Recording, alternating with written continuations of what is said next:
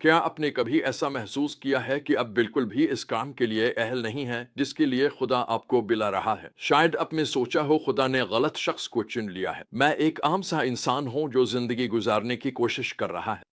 اگر ایسا ہے تو آپ اکیلے نہیں ہیں۔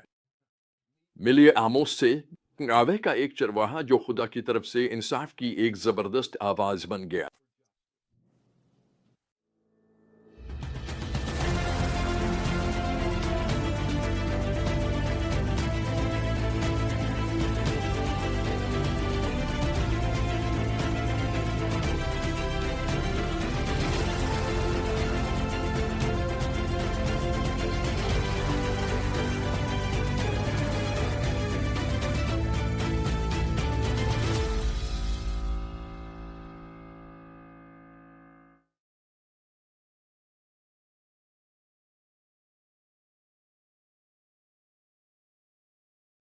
آموس کی کتاب کی اصل میں ایک گہری سچائی چھپی ہے۔ خدا کا انصاف کسی کا طرفدار نہیں ہوتا، اور اس کی پکار اکثر ان لوگوں کے لیے آتی ہے جن کی توقع نہیں کی جاتی۔ آموس کسی خدمت کی تلاش میں نہیں تھا۔ وہ بھیڑیں چیرا رہا تھا اور گولر کے درختوں کی دیکھ بھال میں مصروف تھا۔ لیکن خدا کے ارادے کچھ اور ہی تھے۔ جب ہم آموس سے ملتے ہیں تو وہ فوراً اپنے عام سے پس منظر کی طرف اشارہ کرتا ہے۔ میں نہ نبی تھا اور نہ نبی کا بیٹا، بلکہ ایک چرواہا تھا۔ وہ مذہبی نظام کا حصہ نہیں تھا۔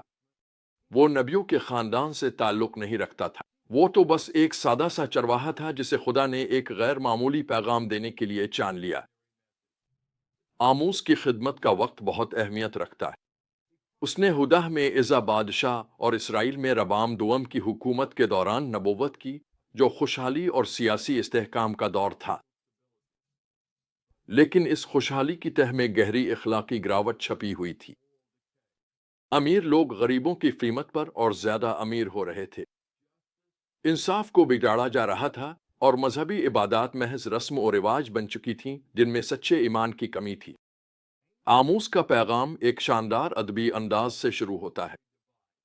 وہ اسرائیل کے ہمسایہ ممالک پر فیصلے کا اعلان کرتے ہوئے آغاز کرتا ہے۔ ایک ماہر سرجن کی طرح وہ اصل چیرنے سے پہلے ارد گرد گھومتا ہے۔ پہلے دمشق، پھر غزہ، سور، ادوم، امون اور مواب۔ ہر ایک کو ان کے جرائم کے لیے خدا کا فیصلہ سنایا جاتا ہے۔ اب تقریباً اسرائیلی سامعین کو اس بات میں سر ہلاتے ہوئے دیکھ سکتے ہیں۔ ہاں، ان قوموں کو سزا ملنی ہی چاہیے۔ لیکن پھر ایک غیر متوقع موڑ آتا ہے۔ پداہ پر فیصلہ سنانے کے بعد آموس اپنی توجہ خود اسرائیل کی طرف موڑتا ہے۔ نبی کے الفاظ اور بھی زیادہ تیز ہو جاتے ہیں جب وہ ان کے گناہوں کی تفصیل بیان کرتا ہے۔ وہ معصوموں کو چاندی کے عوض اور محتاجوں کو ایک جوڑی چپل کے بدلے بیچ دیتے ہیں۔ وہ غریبوں کے سروں کو زمین کی خاک کی طرح رونتے ہیں اور مظلوموں کو انصاف سے محروم رکھتے ہیں۔ اس پیغام کو خاص طور پر مؤثر بنانے والی بات یہ ہے کہ آموس اسرائیل کو ان کے خدا کے ساتھ خاص تعلق کی یاد دلاتا ہے۔ زمین کی تمام قوموں میں سے صرف تمہیں میں نے چنا ہے، اسی لیے میں تمہیں تمہارے تمام گناہوں کی سزا دوں گا۔ ان کا مراعات یافتہ مقام انہیں خدا کے انصاف سے مستثن نہیں کرتا تھا، بلکہ اس نے ان پر ایک بلند تر معیار لاگو کیا تھا۔ خدا آموس کے ذریعے بولتا ہے، ایسی جاندار تصویریں استعمال کرتے ہوئے جو اس کے سامعین کے دلوں پر اثر ڈالیں۔ وہ اپنے آنے والے فیصلے کو ایک اناج سے لدی ہوئی گاڑی سے تشبیہ دیتا ہے جو نیچے ہر چیز کو کچل دیتی۔ وہ فطرت کی مثالیں دیتا ہے، شیر کی دیوڑ، جال میں پھنسی چڑیاں، چرواہے کا درندوں سے صرف بھیڑ کے ٹکڑے بچانا تاکہ اپنے فیصلے کی ناگزیریت کو واضح کرے۔ تو ہم آج آموس کے پیغام سے کیا سیکھ سکتے ہیں؟ سب سے پہلے ہمیں یہ سمجھنا ہوگا کہ خوشحالی ہمیشہ خدا کی رضامندی کی علامت نہیں ہوتی۔ بالکل جیسے آموس کے زمانے میں اسرائیل، ہم مادی طور پر خوشحال ہو سکتے ہیں لیکن روحانی طور پر خالی۔ دوسری بات، خدا اکثر غیر متوقع پیغام رساں چنتا ہے۔ ہمارے اسناد ہمیں خدا کے استعمال کے قابل یا ناقابل نہیں بناتے۔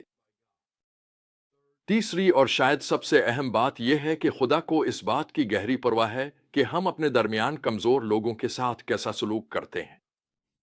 اگر ہم اپنی روزمرہ زندگی میں انصاف اور ہمدردی کو نظر انداز کر رہے ہوں تو ہمارے عبادتی گیت اور مذہبی رسومات کی کوئی اہمیت نہیں رہتی۔ آموز کا پیغام ہمیں چیلنج دیتا ہے کہ ہم اپنے معاشرتی زندگی کا جائزہ لیں۔ کیا ہم اپنی خوشحالی میں آرام دہ ہیں جبکہ ہمارے آس پاس کے لوگ تکلیف میں ہیں؟ کیا ہم نے اپنے ایمان کو صرف کھوکھلے رسومات تک محدود کر دیا ہے اور انصاف و رحم کو نظر انداز کر دیا ہے؟ کیا ہم خدا کی سچائی سننے کے لیے تیار ہیں، چاہے وہ غیر متوقع ذرائع سے ہی کیوں نہ آئے؟